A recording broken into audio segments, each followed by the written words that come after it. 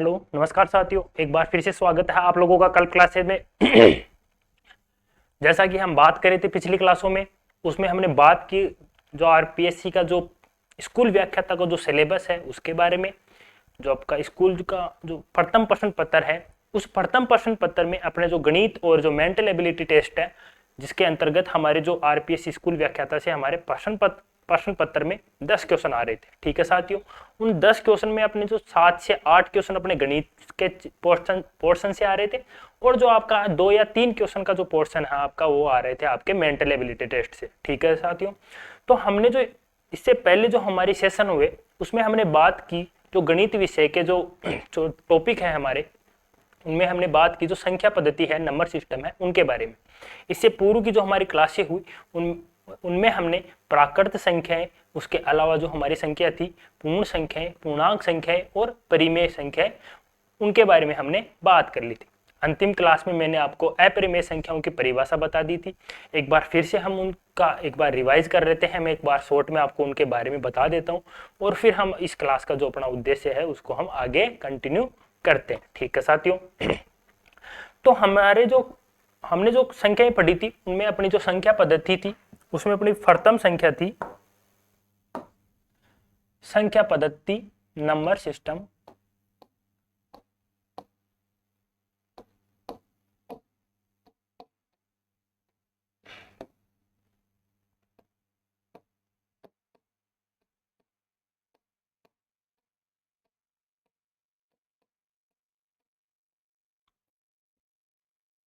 तो साथियों, जो अपना नंबर सिस्टम था उसमें हमने प्रथम जो संख्याओं के जो अंकों का प्रकार था वो हमने देखा था प्राकृत संख्या। ठीक है साथियों,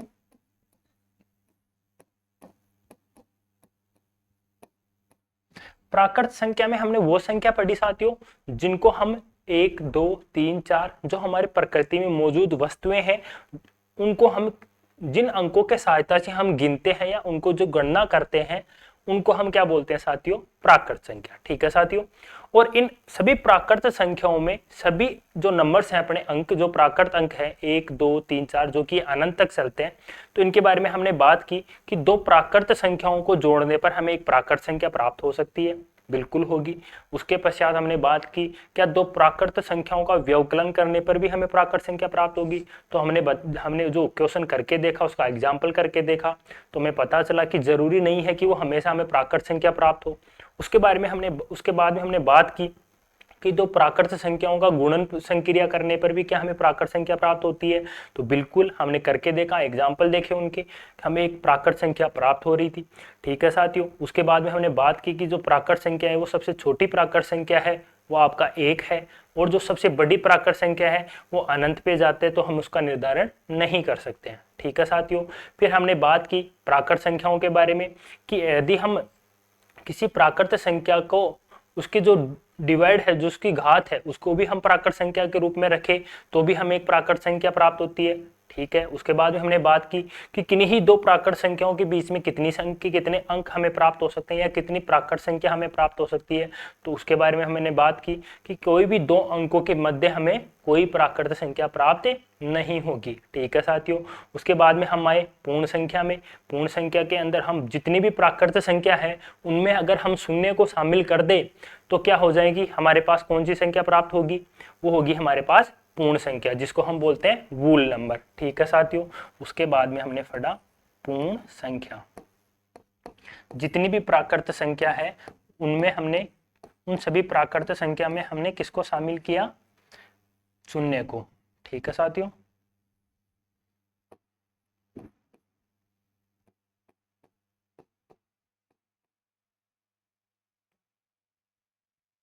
जितनी भी हमारे पास प्राकृत संख्या थी उन सभी प्राकृत संख्या में हमने किसको शामिल किया, शून्य को शामिल किया।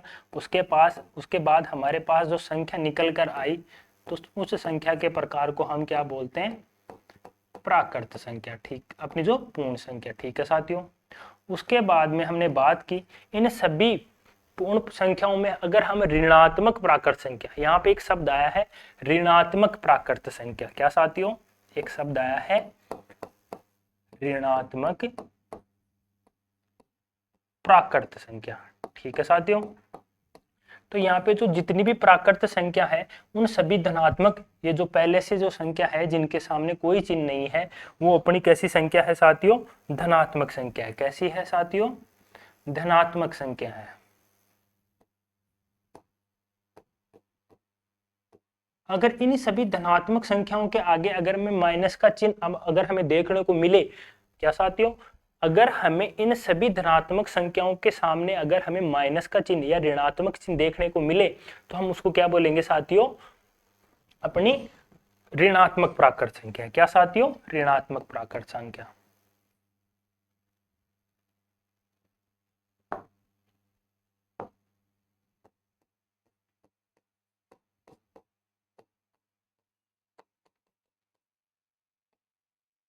अपनी ऋणात्मक प्राकृत संख्या हमें प्राप्त होती है इस प्रकार से।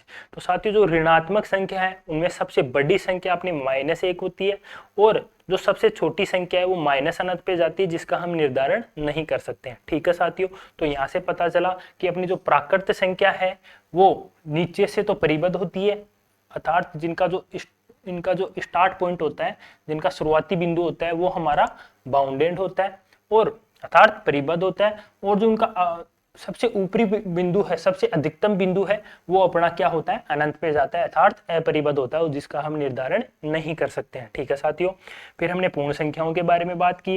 इनके अंदर हमारा उसी प्रकार से हम नीचे से जो पहली संख्या सबसे जो निम्न संख्या है उसका हम निर्धारण कर सकते हैं, जबकि ऊपरी संख्या का निर्धारण हम नहीं कर सकते, क्योंकि वो कहाँ मिलता है? हमें अनंत पर मिलता है।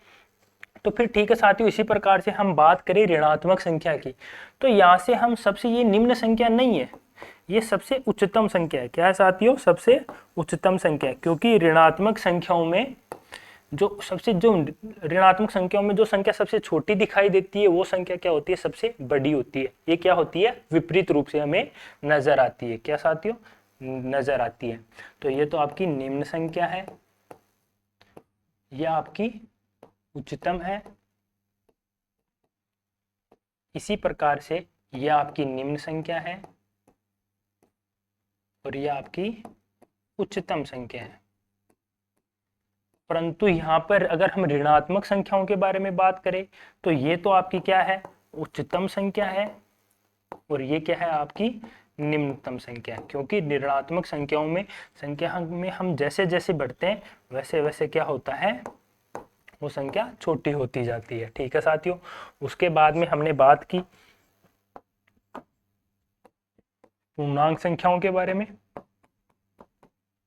तो अपनी पूर्णांक संख्या क्या होती है साथियों? जितनी भी हमारे पास पूर्ण संख्या है और जितनी भी हमारे पास ऋणात्मक प्राकृत संख्या है, उन सबको अगर मैं एक जगह संगठित करूं, एक समूह में डालूं, एक थैले में डालूं, तो अपनी क्या, कौन सी संख्या हमारे पास निकल के आती है साथियों? अपनी पूर्णांक संख्या। क्या साथियों? पूर्णांक संख्या। तो पूर्णांक संख्या क्या हो गई साथियों? जितनी भी अपनी धनात्मक प्राकृत संख्या है और जितनी हमारे पास ऋणात्मक प्राकृत संख्या है, उन सब में अगर मैं शून्य को शामिल कर दूं तो कौन सी संख्या निकल कर आती है साथियों? अपनी पूर्णांक संख्या। एक बार अपन इसके एग्जाम्पल लिख लेते हैं ताकि ये हमारे समझ में आराम से आ सके। ठीक है साथियों, ये हो गई अपनी पूर्णांक संख्या। ठीक है, फिर हम बात करते हैं आगे। हमने एक प्रकार जो पढ़ा परिमेय संख्या। ठीक है, तो परिमेय संख्या अपनी क्या हुई थी? वो संख्या जिनको हम p/q के रूप में लिख सके। जितने भी हमने अब तक सरल भिन्न पढ़े वो किस में आते हैं? अपने परिमेय संख्या में आते हैं। उसके अलावा ऐसी दशमलव संख्या जो या तो शांत हो या उनका जो दशमलव के बाद में क्या हो, वो आवर्ती उनकी जो हो रही हो। क्या क्या साथियों? वो दशमलव संख्या, इसके बारे में हम इस क्लास में पढ़ेंगे भी आगे, तो हम एक बार अभी देख लीजिए, आप ध्यान दीजिए। वो संख्या जिनको हम दशमलव के बाद में शांत हो। ठीक है साथियों, और या फिर अगर दशमलव के बाद में शांत नहीं हो तो उनके अंकों की क्या होनी चाहिए? आवर्ती होनी चाहिए। जैसे कि 3.3333 ऐसे चलता जाए, कहाँ तक? अनंत तक। तो वो संख्या क्या आएगी? अपने परिमेय संख्या में आएगी। और अगर कोई संख्या ऐसी हो कि वो दशमलव के बाद में उनके अंकों की आवर्ती नहीं हो रही हो, लेकिन वो क्या हो, उनके अंक कहाँ तक चल रहे हो? अनंत तक चल रहे हो। जैसे कोई भी दशमलव संख्या है, जिनका दशमलव के बाद में आवर्ती नहीं हो रही हो, जिसको हम बोलते हैं अनवसानी अनावर्ती, अर्थात नॉन टर्मिनेटिंग, नॉन रिपीटिंग। ठीक है साथियों, ऐसी संख्याओं को हम किसमें शामिल करते हैं? अपरिमेय संख्याओं में। तो अपनी जो जितनी भी संख्या है उनको हम, जितनी भी परिमेय संख्या है उनको हम p बटे q के रूप में क्या कर सकते हैं? लिख सकते हैं, जहां पर q क्या होना चाहिए? 0 नहीं होना चाहिए। साथियों इस 0 को नहीं भूल जाना, क्योंकि अगर नीचे 0 आ गया तो किसी भी संख्या में हम 0 का भाग दे नहीं सकते, और वो अपना जो रूप है, वो अपनी जो फॉर्म है, वो किस में चली जाएगी? इनडिटर्मिनेंट फॉर्म में चली जाएगी, जिसको हम हिंदी में बोलते हैं अपरिभाषित स्वरूप। ठीक है साथियों, तो यहाँ पे जो नीचे वाली जो अपनी अंक है, जो संख्या है, वो क्या नहीं होनी चाहिए? अपनी 0 नहीं होनी चाहिए। क्या साथियों? 0 नहीं होनी चाहिए। और जो अपना p और q क्या है, अपना यहाँ पे जो p और q है वो क्या नहीं होने चाहिए साथियों? क्या होने चाहिए साथियों? जो अपना p और q है वो क्या होनी चाहिए साथियों? यहाँ पर पूर्णांक संख्या होनी चाहिए। क्या होना चाहिए साथियों? पूर्णांक संख्या होनी चाहिए।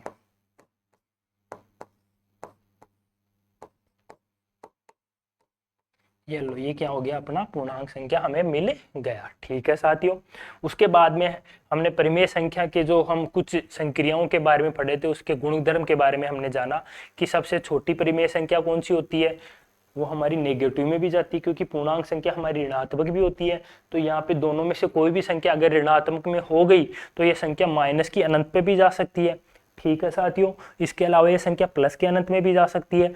तो ये नीचे से भी अपरिबद्ध, जो अपनी नीचे से भी अपरिबद्ध होती है, अर्थात इनकी जो सबसे छोटी संख्या है उसका निर्धारण भी हम नहीं कर सकते, और जो सबसे बड़ी संख्या है उसका निर्धारण भी हम नहीं कर सकते, क्योंकि जो ऋणात्मक अपनी जो पूर्णांक संख्या है वो ऋणात्मक रूप से कहाँ जा सकती है? अनंत पर जा सकती है, और धनात्मक रूप से कहाँ जा सकती है? अनंत पर जा सकती है। अर्थात ये नीचे से भी अपरिबद्ध होती है और ऊपर से भी अपरिबद्ध होती है। अर्थात जो सबसे निम्नतम बिंदु है, निम्नतम अंक है, उसका भी हम निर्धारण नहीं कर सकते, और जो सबसे उच्चतम बिंदु है उसका भी हम निर्धारण नहीं कर सकते। इसलिए क्या है साथियों? ये क्या होती है? अपरिबद्ध होती है। इसी प्रकार से अगर हम परिमेय संख्याओं की बात करें तो मान लेते हैं कि अगर q बराबर क्या हो? 1 हो। ठीक है, क्या हो साथियों? 1 हो। हम अगले पृष्ठ पे चलते हैं, या फिर इधर बता देता हूं मैं। अगर अपना जो अपना नीचे वाली संख्या है q क्या है? अपने जो नीचे वाला q है, मान लेते हैं कि वो क्या है? 1 है। अर्थात अपनी जो संख्या बच गई, किसी भी संख्या में 1 का भाग देने पर वही संख्या वापस प्राप्त हो सकती है हमें। तो यहाँ पे क्या बच गया? केवल p बच गया।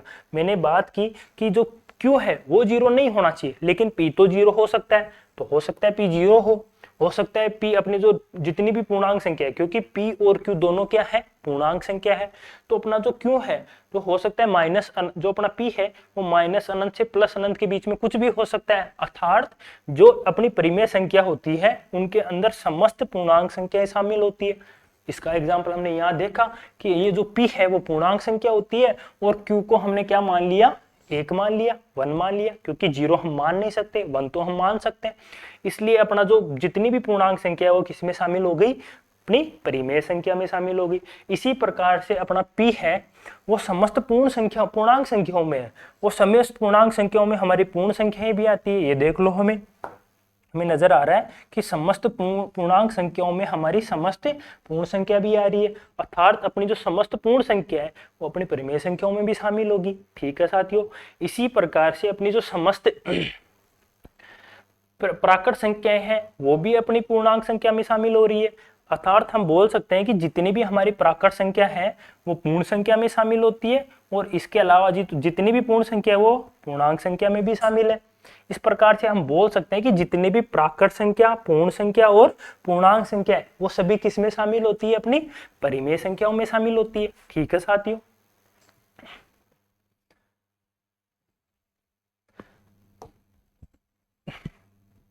तो अब हम बात करते हैं आगे अपरिमेय संख्याओं के बारे में।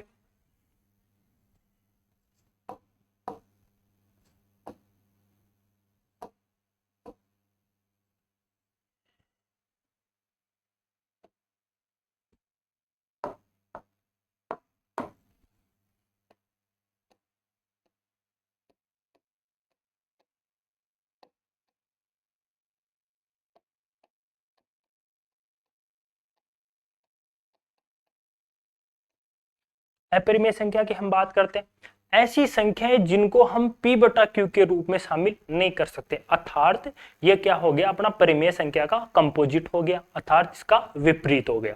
जितनी भी अब तक हमने संख्या पढ़ी वो किस में आ गई, अपनी जो रेशनल नंबर है परिमेय संख्या में आ गई।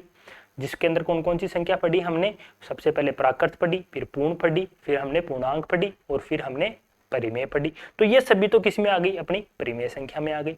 उसके अलावा जितनी भी हमारी जो शेष संख्या बच गई, अब तक आज तक आपने जो समझा देखा, उनमें जितनी भी अब जो शेष संख्या रह गई जो वास्तविक संख्या में होती है, एक संख्या रेखा के ऊपर ऐसी आप बचपन से एक लाइन बनाते आ रहे हो जिसमें 0 बीच में आता है, इधर 1 आता है, इधर -1 आता है, अर्थात इधर हमारी ऋणात्मक संख्याएं आती है और इधर अपनी धनात्मक संख्याएं आती है।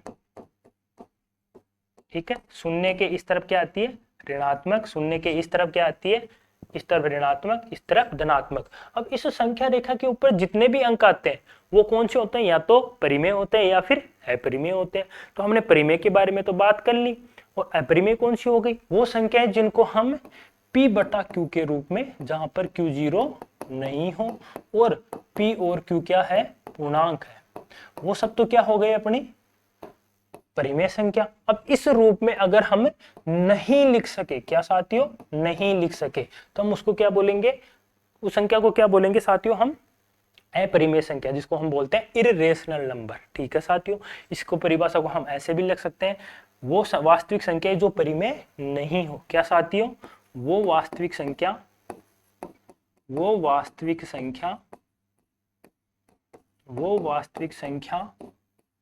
जो परिमेय ना हो, क्या हो साथियों, जो परिमेय ना हो, उन्हें क्या बोलते हैं, उन्हें अपरिमेय कहते हैं। क्या साथियों, उन्हें अपरिमेय कहते हैं। ठीक है, अब हमने यहाँ पे देख लिया। अब ऐसी कौन कौन सी संख्या है जो अपरिमेय होती है, उदाहरण तो देखना पड़ेंगे। उदाहरण में कौन कौन सी संख्या हो गई, जैसे वो संख्याएं जिनको हम कभी पूर्णतया जिनका पूर्ण रूप से अंडर रूट नहीं निकाल सकते। क्या साथियों, ऐसी संख्या जिनका हम पूर्ण रूप से अंडर रूट नहीं निकाल सकते, जिनका अगर हम निकाल सकते हैं तो वो संख्या किस में जाएगी, अपनी परिमेय संख्या में। और जिनका हम अंडर रूट या जिनका वर्गमूल या घनमूल, जिनको हम इंग्लिश में बोलते हैं अपना जो square root and cube root. ठीक है साथियों, ऐसी संख्या जिनका हम वर्गमूल और घनमूल नहीं निकाल सकते। ठीक है, जैसे आपको एग्जांपल में देके बता देता हूं, अंडर रूट 2, अंडर रूट 5, अपनी जो इसके अलावा हमने बात की एक जो आपकी संख्या आती है पाई का मान आप लोग देखते आए होंगे कि पाई का मान है वो 22/7 होता है। नहीं साथियों, पाई का मान 22/7 नहीं होता है, उसका मान हम लगभग 22/7 लेते हैं। आप लोगों ने बचपन में जब मैथ पढ़ी होगी, जब मैथ के क्वेश्चन किए होंगे, तो आपने देखा होगा कि जब कभी कभी अपने जो पर्सन है उसमें कोष्टक में दिया होता था कि पाई का मान 3.14 लेना है। क्या साथियों, 3.14 लेना है, अर्थात हम ये बोलते हैं कि पाई का मान हमेशा अपना जो 22/7 नहीं होता है, लगभग 22/7 होता है। ठीक है साथियों, जबकि पाई का मान है वो 3.14 के बाद में अनंत तक इसके जो हल है वो जाते हैं। ठीक है, अर्थात ये जो अपने पाई है वो एक अपरिमेय संख्या है। क्या साथियों, पाई अपनी कैसी संख्या है, एक अपरिमेय है। बहुत बार एग्जाम में आपसे डायरेक्ट यही क्वेश्चन पूछ लिया जाता है कि पाई किस प्रकार की संख्या है। क्या साथियों, पाई किस प्रकार की संख्या है, और फिर नीचे आपको ऑप्शन में देगा कि पाई प्राकृत संख्या है, पाई पूर्ण संख्या है, पाई परिमेय संख्या है, पाई अपरिमेय संख्या है। तो आप क्या करोगे, वहां पे उत्तर कौन सा लगाना है, पाई कैसी संख्या है, एक अपरिमेय संख्या है। कैसी है साथियों, अपरिमेय संख्या है, तो इसका ध्यान रखना है। इसके अलावा ऐसे कुछ और भी संख्या है, जैसे ई हो गया आपका, या आपके शायद एग्जाम में ना पूछा जाए लेकिन फिर भी आप ध्यान में रखना है। ठीक है, इसके अलावा कुछ ऐसी संख्याएं हैं जिनका मान दशमलव के बाद में हमेशा चेंज होता रहता है, कभी रिपीट नहीं होता है। जैसे अगर दशमलव के बाद में अपना मान 3.3333 ऐसे चलता जाए, जिनके अंकों की क्या हो, पुनरावृत्ति हो, अर्थात आवर्ती हो, तो ये संख्या कैसी हो गई, परिमेय। लेकिन अगर उनके अंकों की आवर्ती नहीं हो तो वो कौन सी संख्या हो गई, अपरिमेय। ठीक है, ऐसी संख्याओं को हम आगे क्लास होगी अपनी दशमलव क्लास की, तो उसमें हम बात करेंगे।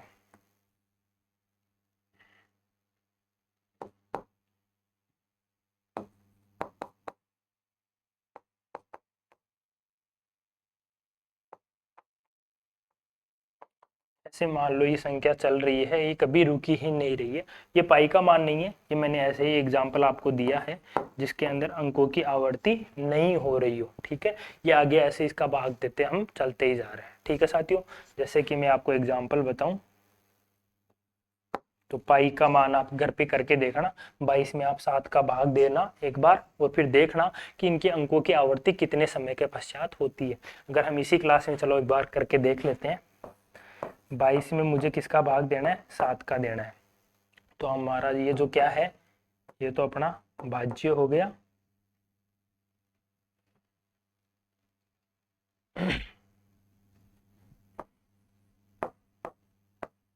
ठीक है साथियों, तो 7 का पाड़ा, हम 7 का जो टेबल है वो हम 3 बार बोले तो कितना आता है, 7 को 3 से गुणा करते हैं तो 21 आता है। अपना शेषफल 1 बच गया। ठीक है साथियों, 1 में हमारा 7 का भाग जाएगा नहीं तो दशमलव लगाया तो यहाँ पे 0 आया। 10 में हमारा 7 का भाग एक बार जाता है, फिर हमारा 7 आया, फिर हमारा 3 शेषफल बच गया। फिर 3 में हमारा भाग जाता नहीं है, शून्य लगाया तो कितना हो गया, 30 हो गया। ठीक है साथियों, 30 में हमारा भाग जाएगा नहीं।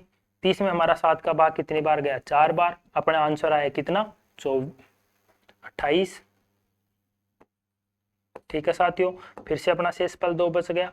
2 में हमारा 7 का भाग जाता नहीं है, शून्य लगाया। फिर से 20 में 7 का भाग 2 बार जाता है, 14 आ गए। फिर से यहाँ पे 6 शेषफल बच गए और यहाँ पे 6 में 7 का भाग जाएगा नहीं तो शून्य लगाया। फिर से इसमें 7 का भाग 8 बार गया। फिर से अपना जो कितनी बार गया भाग, 7 को 8 से गुणा किया तो 56 आए। फिर से 4 शेषफल बच गए। फिर से अपना 4 में भाग जाएगा नहीं तो अपना दशमलव लगाया हुआ है तो यहाँ पे हम 0 लगाएंगे। फिर से अपना भाग 5 बार गया। ठीक है साथियों, फिर से 35 आया, फिर से 5 शेषफल बच गया, फिर से 0 लगाएंगे, फिर से 7 बार भाग जाएगा। तो इस प्रकार से अपना जो डिवाइड है वो चलते ही जाएगा।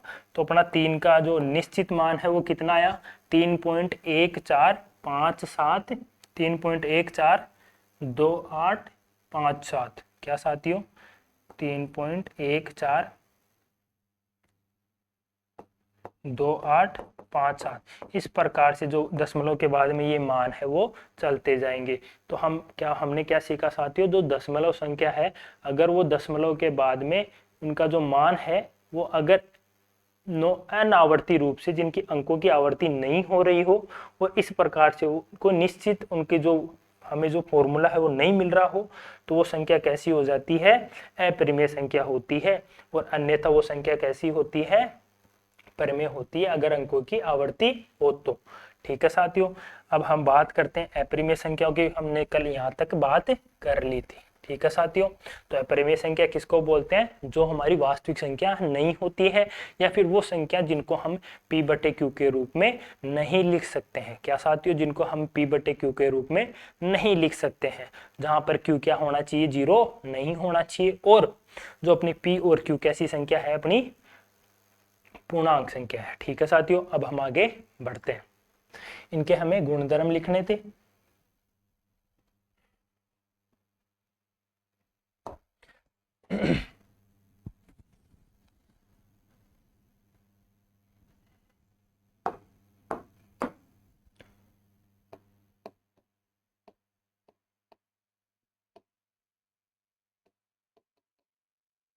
साथियों अभी गुणधर्म लिखो।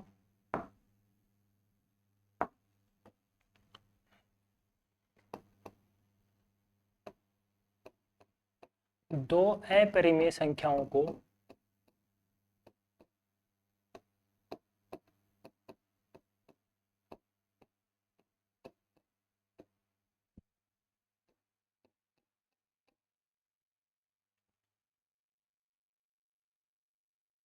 दो अपरिमेय संख्याओं का योग व्यवकलन, व्यवकलन का मतलब आप जानते होंगे साथियों, जिनको हम घटाव बोलते हैं। क्या साथियों? घटाना बोलते हैं। योग, व्यवकलन, गुणन और जो विभाजन है या भाग है, जो विभाजन की संक्रिया है, जहां पर आपका डिनोमिनेटर अर्थात हर है,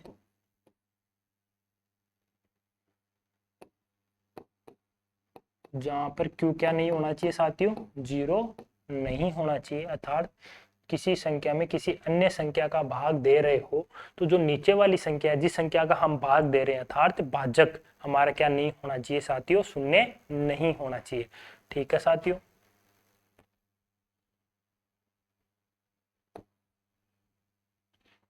अपना जो भाज्य है वो क्या नहीं होना चाहिए साथियों? शून्य नहीं होना। भाजक तो ऊपर वाला होता है। ठीक है।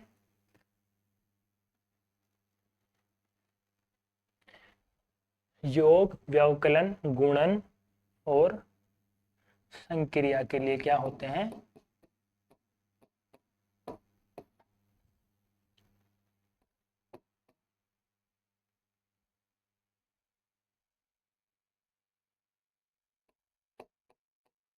करने पर हमें किस प्रकार की संख्या प्राप्त होगी? अपरिमेय।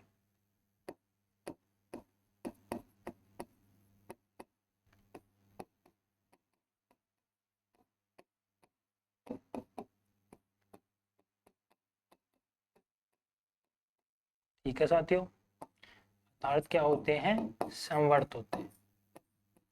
ठीक है। आगे हम बात करते हैं। कोई भी दो परिमेय और अपरिमेय संख्याओं के मध्य हमें किस कौन कौन सी संख्या प्राप्त हो सकती है? अनंत परिमेय और अनंत अपरिमेय। हम जैसा कि जानते हैं, समस्त पूर्ण संख्या, प्राकृत संख्या और पूर्णांक संख्या वो कैसी संख्या होती है? किसमें शामिल होती है? परिमेय संख्या में। तो हम ये भी बोल सकते हैं कि किन्हीं दो परिमेय या अपरिमेय संख्याओं के मध्य हमें अनंत, प्राकृत, पूर्ण, पूर्णांक, परिमेय और अपरिमेय संख्या देखने को मिलती है। तो ये भी हम लिख देते हैं साथियों, क्योंकि एग्जाम में कई बहुत बार आपसे डायरेक्ट यही पूछ लिया जाता है कि नहीं दो परिमेय या अपरिमेय। देखो साथियों, यहाँ पे परिमेय भी हो सकती है और अपरिमेय, दोनों में से कोई भी संख्या हो सकती है। परिमेय या अपरिमेय संख्याओं के मध्य, परिमेय या अपरिमेय संख्याओं के मध्य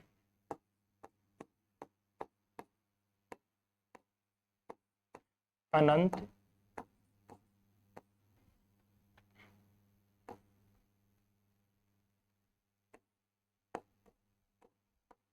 प्राकृत, पूर्ण,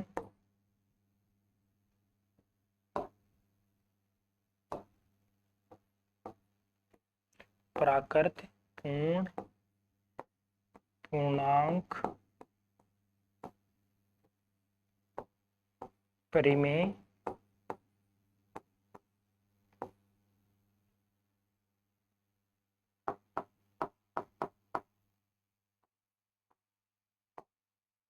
पूर्ण, पूर्णांक, परिमेय, अपरिमेय,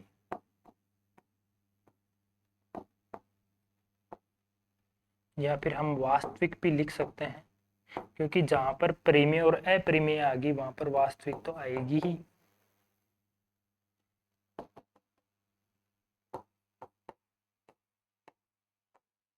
पूर्ण, पूर्णांक, परिमेय वास्तविक संख्याएं होती है।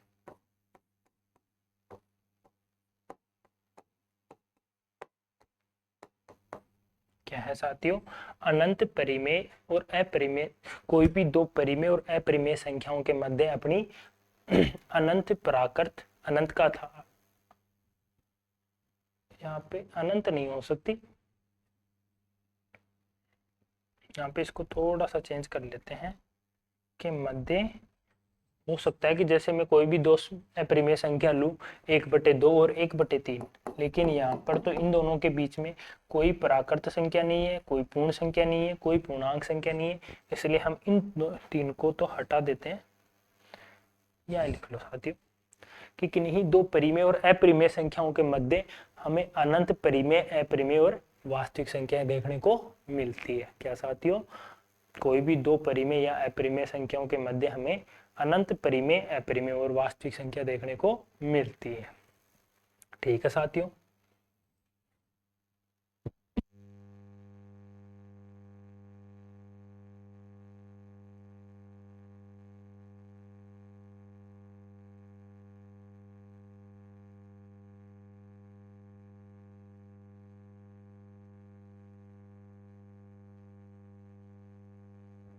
अब हम आगे बढ़ते हैं।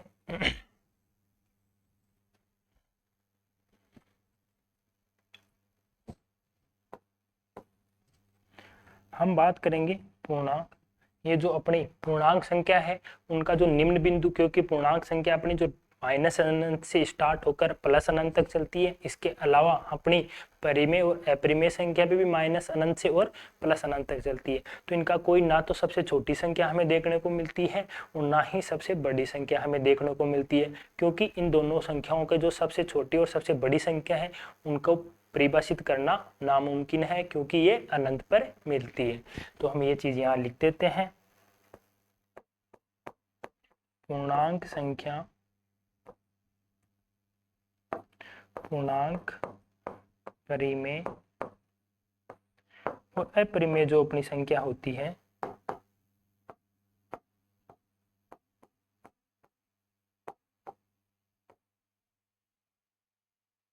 उनमें हम वास्तविक संख्या भी शामिल कर सकते हैं, क्योंकि वास्तविक और अपनी जो अपरिमेय संख्या है उनको हम संगठित रूप से वास्तविक संख्या कहते हैं।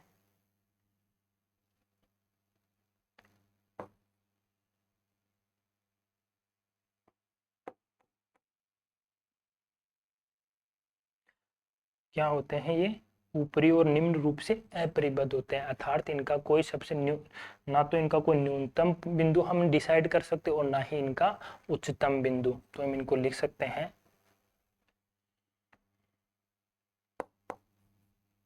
वास्तविक संख्याएं, वास्तविक संख्या, वास्तविक संख्याएं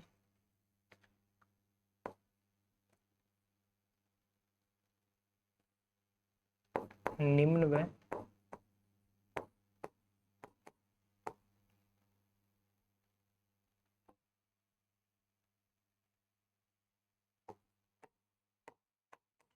ऊपरी अपरिबद्ध होती है। कैसी होती है साथियों?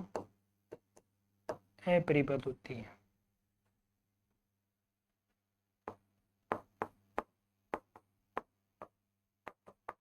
ठीक है साथियों, अब हम आगे बढ़ते हैं। एक बार हम वास्तविक संख्या की हमने परिभाषा नहीं लिखी, वो अभी लिख लेंगे। एक बार अगर आप लिखना चाहते हो या स्क्रीनशॉट लेना चाहते हो तो आप यहाँ से ले सकते हो।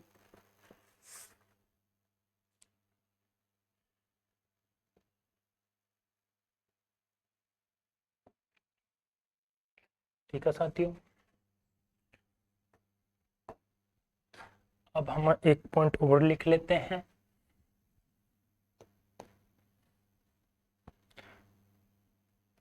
अपनी जो प्राकृत पूर्ण पूर्णांक और अपनी जो परिमेय संख्या होती है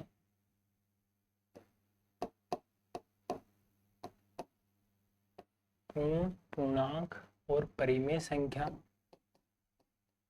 गणनीय होती है।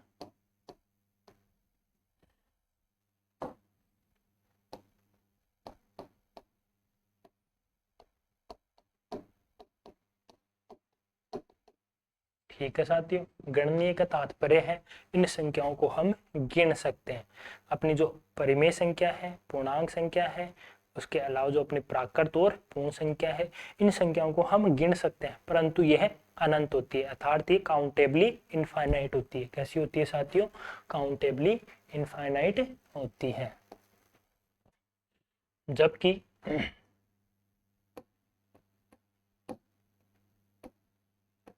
जबकि आपकी जो अपरिमेय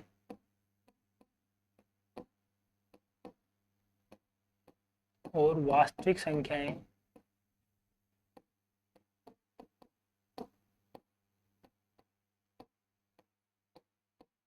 अपरिमेय और वास्तविक संख्या अपरिबद्ध होती है। कैसी होती है साथियों?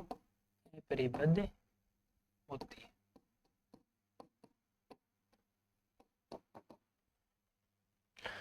अगणनीय होती है। अपरिबद्ध का तो हम पहले देख चुके हैं कि कैसी होती है, अगणनीय होती है। साथ ही ये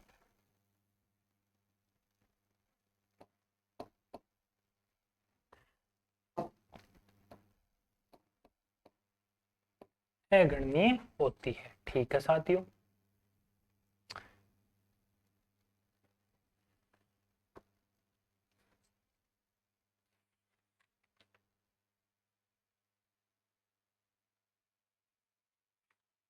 ये जो आपकी अपरिमेय संख्या है वो अनावर्ती अशांत होती है। क्या संख्या हमने अभी बात की थी? आपकी अपरिमेय संख्या है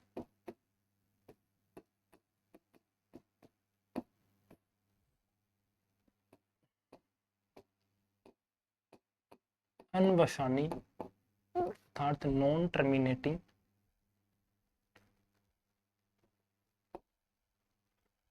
अनवसानी अनावर्ती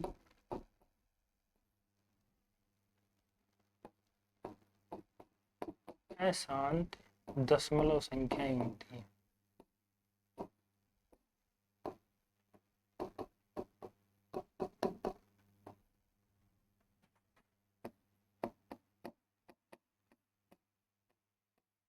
ठीक है साथियों। ये कैसी होती है? अनवसानी होती है, अनावर्ती होती है, अशांत होती है। अर्थात दशमलव के बाद इनकी जो अंकों की है वो आवर्ती नहीं होती है। ठीक है साथियों। इसके बाद में हम इनके जो दशमलव संख्या है उनका मैं एक बार प्रकार बता देता हूं, उसके बाद में हम आगे बात करेंगे। एक मैं आपको डायग्राम बनवा देता हूं, वो आप डायग्राम बनाना। सबसे पहले हम बात करेंगे दशमलव संख्याओं की। कौन सी संख्याओं की साथियों? जो अपनी रहने वाली है दशमलव संख्याएं।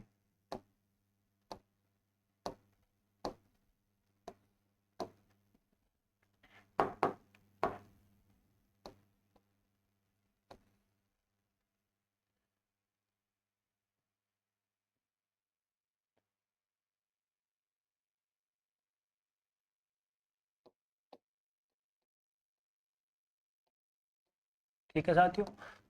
तो अपनी दशमलव संख्या दो प्रकार की होती है। एक तो ऐसी दशमलव संख्या है जो दशमलव के कुछ स्थानों तक जाने के बाद में रुक जाती है। ठीक है साथियों। एक ऐसी दशमलव संख्या है जो दशमलव में जाने के पश्चात कभी नहीं रुकती और जो दशमलव के जो उनके अंक है वो अनंत तक चलते हैं। ठीक है साथियों। तो सबसे पहले हम उनके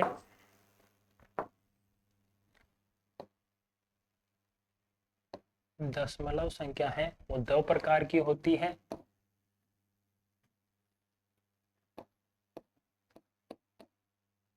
शांत दशमलव,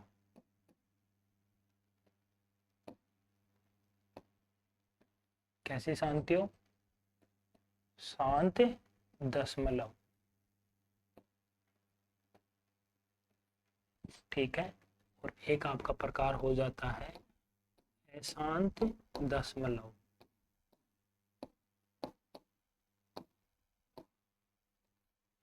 ये जो आपकी शांत दशमलव होती है ये आपकी परिमेय संख्याओं का ही एक प्रकार होता है, परिमेय संख्याओं में ही शामिल होती है।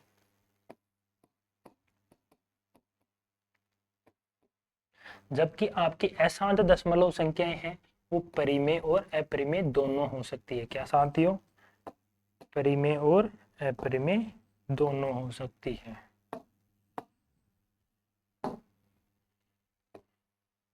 तो आपकी अशांत दशमलव संख्या है वो दो प्रकार की होती है। अनवसानी, एक तो होती है आवर्त। अनवसानी अनवशानी आवर्त दशमलव संख्या और अनवशानी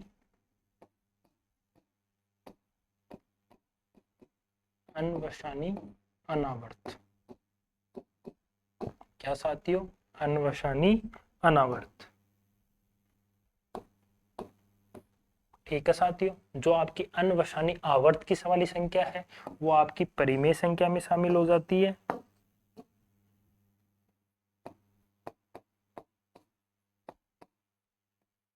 और जो आपकी अनवशानी अनावर्त संख्या है वो आपकी अपरिमेय संख्या में शामिल हो जाती है।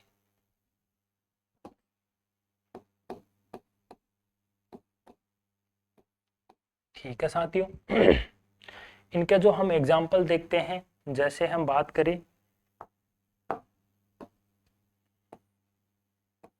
जैसे 4.25, अर्थात अगर हम यहाँ पे दशमलव हटाना चाहे तो जितने अंकों के बाद में हमारा दशमलव है उतनी अंक छोड़कर हम क्या कर दे साथियों, नीचे 0 लगा दे। क्या साथियों? 2 अंक छोड़कर दशमलव था तो मैंने 1 के आगे 2 0 लगा दिए।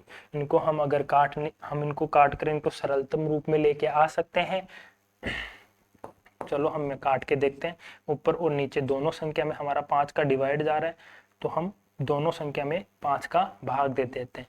तो 4 में तो अपना 5 का भाग जाएगा नहीं। फिर हम आगे देखते हैं 42, 42 में हम अगर 5 का डिवाइड करें, 5 का भाग दे तो हमारा 5 का भाग जाता है 8 बार, क्योंकि 8 को 5 से गुणा करते हैं तो 40 आते हैं। उसके पश्चात अपने 2 शेष पल बच जाते हैं।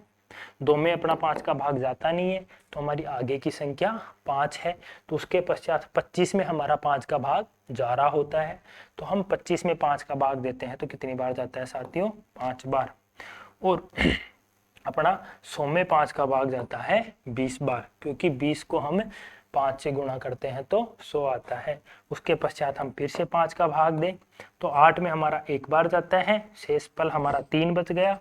और 3 के आगे हम अगर 5 लगाए तो 35 में हमारा 7 बार जाता है। ठीक है साथियों, इसी प्रकार में 20 में हमारा 4 बार जाता है। इन सभी दशमलव संख्याओं के संख्या जो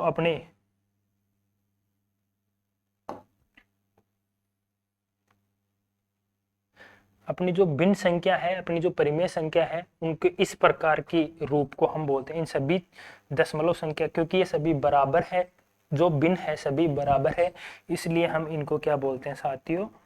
तुल्य भिन्न। क्या बोलते हैं साथियों? तुल्य भिन्न या तुल्य परिमेय संख्या। क्या बोलते हैं साथियों? तुल्य भिन्न या तुल्य परिमेय संख्या। ठीक है,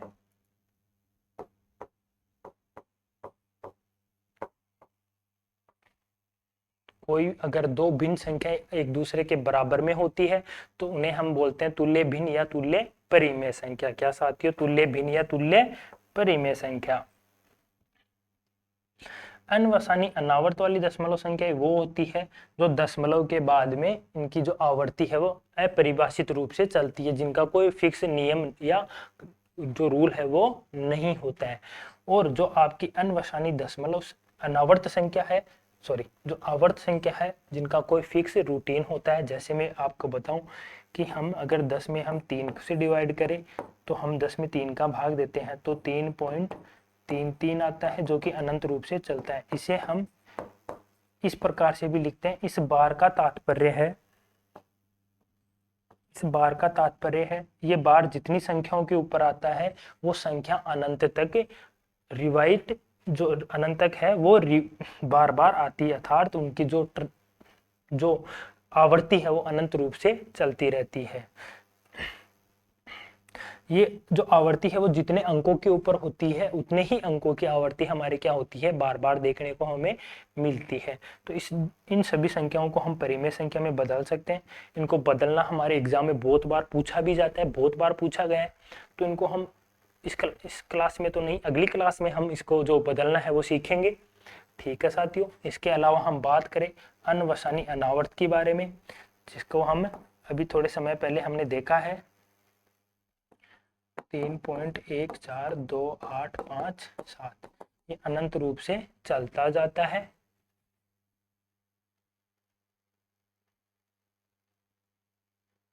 ठीक है साथियों, जो कि पाई का मान 1 होता है, जिसमें हम पाई भी लिख सकते हैं, ई भी लिख सकते हैं। ठीक है साथियों, इन अनावर्त दशमलव संख्याओं में √2, √5 ये सभी संख्या एक ऐसी है अनवसानी अनावर्त संख्या है। ठीक है साथियों,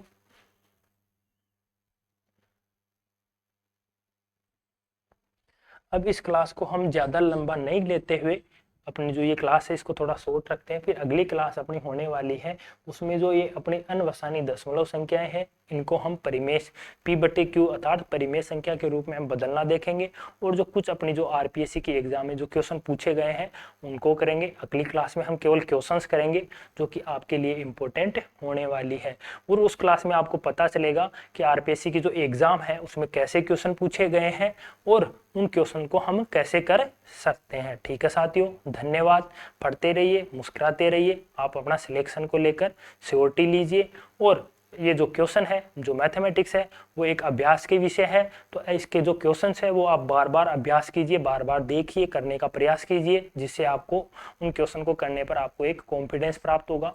अभी आपकी जो मैथमेटिक्स है उसमें एक थ्योरेटिकल पार्ट चल रहा है, कुछ समय पश्चात हम जो कैलकुलेशन का जो कुछ पार्ट होगा वो करेंगे। ये जो आपका ये चैप्टर है पूरा जो संख्या पद्धति है नंबर सिस्टम में, उसके अंदर कैलकुलेशन आपको ज़्यादा नहीं देखने को मिलेगी, थोड़ी बहुत कैलकुलेशन आएगी। बाकी जो आपका अगला चैप्टर होगा क्षेत्रमिति, ठीक है, वहाँ आपको जो कुछ आपकी जो कैलकुलेशन है वो देखने को मिलेगी। ठीक है साथियों, थैंक यू, धन्यवाद।